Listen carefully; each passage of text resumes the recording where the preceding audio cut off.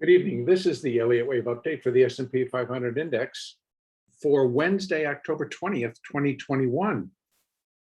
The markets continued to rally early today. They rallied into Globex, and here in the S&P, we did get up above that 618 resistance zone, and that was at 45.29. We got as high as 32.25 this morning. And then we tried again and we got up to 30.25, but the market basically just then sold off very quickly, first thing this morning, and then rallied back up, and now just is kind of wavering up at a higher level. Now, what does that do for the count? Not much. I continue to look at the market, and let me just zip out to the 4-hour chart so we can take a peek. I continue to view the market as being in the final stages of this C wave to complete wave B. So it's an intermediate degree B wave. And then after, I would be looking for a C wave decline, which again will come back down and take out that low at 42.60 before all is said and done with that wave. Now, where are we within this C wave? I continue to count minute level because we're in a minor C wave. So it's minute 1, 2, 3, 4, and this is the 5th. Now, what I've done presented tonight over in the NASDAQ, which basically is doing this exact same count as the S&P, is that I have moved the minute 3 up to today's high. And that would put this into a 4th wave. And that may be the case here with the S&P as well. I'm not so willing to do that because I can't really get in. I need to get inside this side of the count. And because this is a little bit different in that the S&P came down and did not make a new low below where I've labeled wave B. Where in the NASDAQ, it did. So the count starts a little bit differently. Still 1, 2, of course, but a little bit differently. So I'm going to leave it as is and consider this as all a part of an extending 5th wave. So where we are exactly in there, I'm not sure.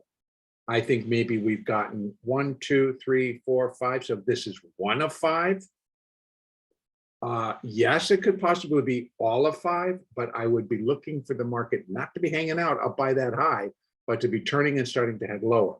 So based on the fact that we really are continuing to wait for additional earnings reports from the bigger, larger tech companies and just some of the larger blue chip companies that we have here in our indexes, particularly in the S&P, that to declare this wave complete here, I think would be an exercise in futility, and that I really would be wrong because I do anticipate continued upside, at least until some of these larger tech companies put out their results.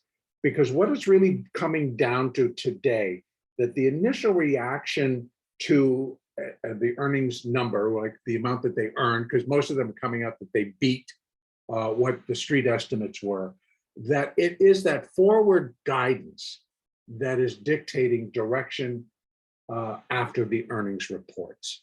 We saw it in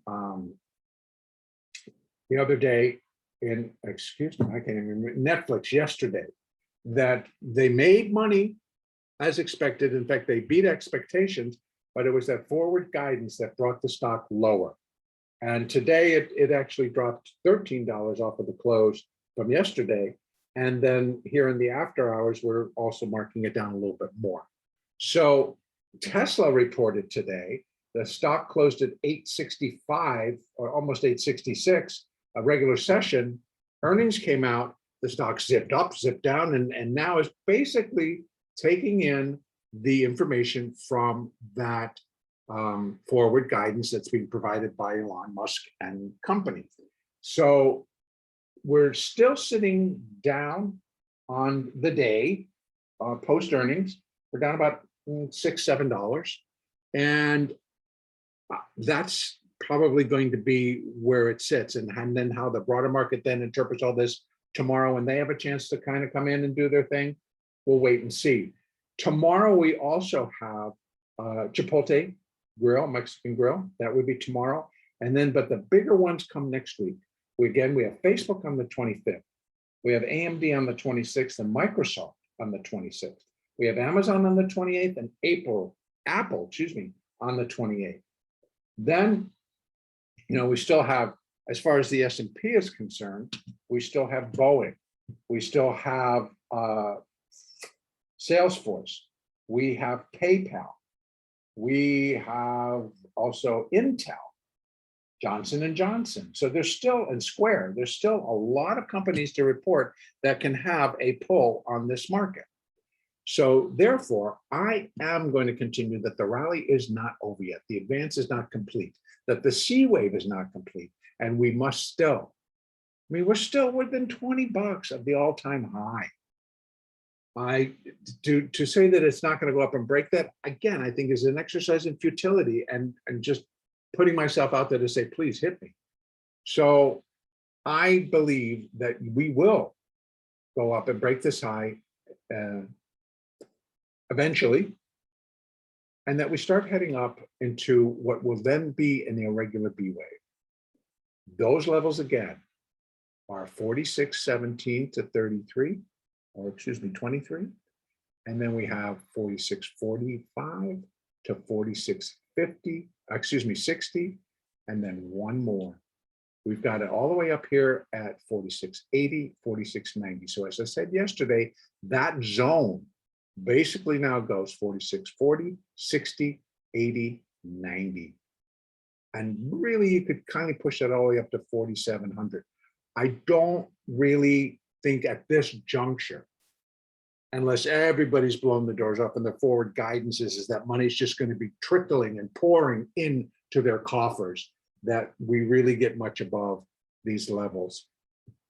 And this whole thing has already been a rally on a hope, a whim, and a prayer, in my estimation. And that's based on what they feel that these companies are going to do moving forward. So right now, we have the possibility that we are going to now break down to go to the hourly, that we will have a little bit stronger of a pullback. So let me go into here and let's see if we can pull this open. Try that one more time. Thanks. So you can see right here, we pulled back very quickly and dropped about $16, which is pretty normal for the S&P.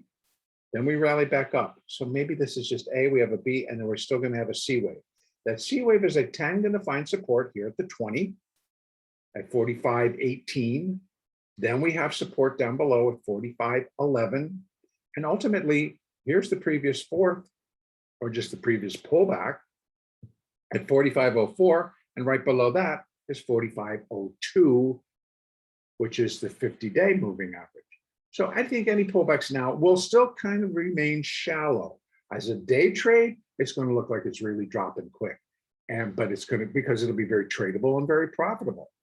But if we're witnessing what we did today, we came down, but look at that. It just produced a tail right back on as it got bought right back up. Nonstop, just bought it straight back up. And then it hung out right at that close, at that resistance level between the 8 and resistance, the 8 and resistance, the 8 and resistance. So it may continue to do that. But I would suspect that we get an A, a B, and a C, and that C wave likely is going to come back down at least to 15. We got 11, and then we got 02. Then I think the rally picks up again. And that's going to give me a more clarity in terms of what the heck is this actually forming for us. I know it's going to form 5, but where within that 5 are we? So I think I can probably do 1, 2, and this is 1, and this is going to be another 2, and then we're going to launch and a third. That could work. Or we could be basically 1, 2, 3, 4, 5, wave 1 of 5, and this is wave 2 of 5, and then we launch. That's also a possibility. So let's let the market tell us. Let's wrap around some parameters around the potential for the decline in a corrective form, And then we will have a better idea that still looking for this thing to launch higher. But both sides, I believe, will be very, very playable. Now, other side of that coin, we sit in a box tomorrow.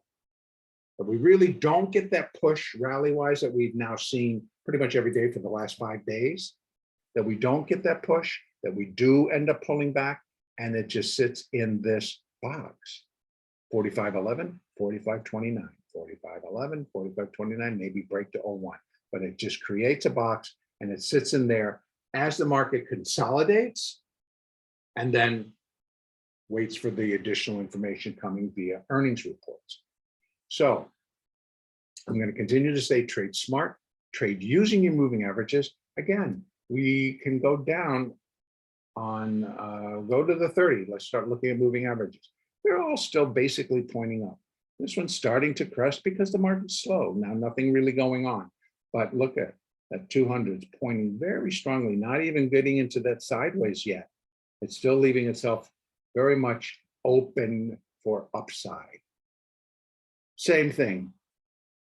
We still have it. But if you go into correction and you're using a 15-minute chart, we're going to come down. We're going to break the 20. That'll probably produce some acceleration. Down to the 50, we break the 50, we'll start to accelerate until we get back down to the support levels. But at least that makes for good trading. We shouldn't be too bored during the day. Coming down to the 5-minute, still very clear. Let me just open that up. Sometime today, computer, let's do it. There you go. You can see it gets very herky-jerky in there, but it's very tradable. And that's my point. So we'll still have plenty to do. This is all after market. So yeah, that's why there's nothing going on. But while we had during our session, we had plenty to do. We had nice rallies. We had some sideways action, but then it broke and then it broke nicely. Then we got a bottoming tail and it just started to rally back, but we had pullbacks along the way. So very tradable, a very tradable day. And so I would suspect that tomorrow will do the same thing. So how I'm going to leave it, I'm leaving it that we're probably in a pullback mode. It may take the entire session tomorrow, may take maybe just the opening, or maybe we get it all done during Globex. Yet to be seen. Beyond that, I do feel that we will continue to advance and we'll start to break up above these resistance zone and start getting ourselves up towards the all-time high at 45.49.50. And that's where I'm going to leave it for today. Our next update will be Thursday, 21st.